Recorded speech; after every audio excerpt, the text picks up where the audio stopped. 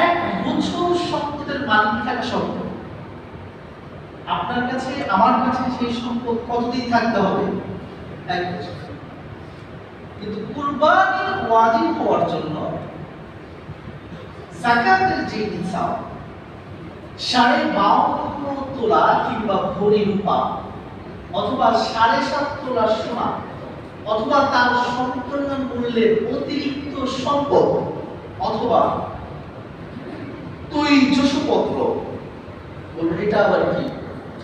বাংলাদেশের বিভিন্ন এরিয়ার মধ্যে বিভিন্ন ধরনের কালচার প্রচলিত আছে। যেমন মুন্সিগঞ্জের দিকে আপনি গেলে দেখবেন ওখানে বাসা বাড়িতে প্রত্যেকের ঘরের যে উপরের তাক আছে এখানে অনেক অনেক ধরনের তামা, কাঁসা, পিতলের পাতিল, ডেকচি তারা কি রাখে? সাজায় রাখে। এটা তাদের কালচার, ঐতিহ্য। সিলভার প্রচুর, মানে বড় বড় ডেকচি ভরা, বলছি অনেক অপ্রয়োজনীয় অনুষ্ঠান হলেও এত পরিমাণ তৈজসপত্র তাদের ব্যবহার করার প্রয়োজন হয় না। এগুলোর মূল্য হিসাব করতে হবে, এগুলোর মূল্য কি করতে হবে? হিসাব করতে হবে। এগুলো কোরবানির হিসেবে অন্তর্ভুক্ত।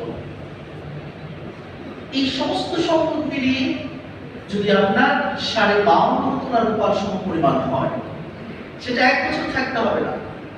ইয়াউমুন নাহর, ঈদের দিন, ফজর থেকে নিয়ে শুরু করে ঈদের 3 দিন, 12 জিলহজ মাগরিবের আগ পর্যন্ত যদি আপনি এই পরিমাণ সম্পদের মালিক হন, 52.5 তোলা রূপার সমপরিমাণ সম্পদের মালিক, যেটা আপনার সকল মৌলিক চাহিদার অতিরিক্ত, মৌলিক প্রয়োজনের অতিরিক্ত, তাহলেই আপনার উপর কুরবানি করা কি ওয়াজিব। একটু সহজ করা হয়েছে। প্রথম তো বলেছিলাম কোন ইমাম বলেন প্রয়োজনের অতিরিক্ত যে ব্যক্তি পশু কেনার সামর্থ্য রাখবে তার উপরে কুরবানি করা কি ওয়াজিব। কিন্তু ইমাম আবু হানিফা এই বিষয়টাকে সহজ করে দিয়েছে তোমার জন্য, একটা স্কেল দাঁড় করায় দিয়েছে। কারণ মানুষ এত চালাক, তাদের উপর আপনি যদি চাহিদা ছেড়ে দেন তারা কখনো এটাকে বাদ দেওয়ার চেষ্টায় ধান্দায় লিপ্ত হয়ে যাবে। এই জন্য তিনি শরীয়তের মানদণ্ডকে নির্ধারণ করে দিলেন। বলছে ঠিক আছে, আমাদের বুদ্ধি খাটানোর প্রয়োজন নেই, রব্বুল আলামিন সামর্থ্যবান কাকে বলেছেন সেটা আমরা যাচাই করি।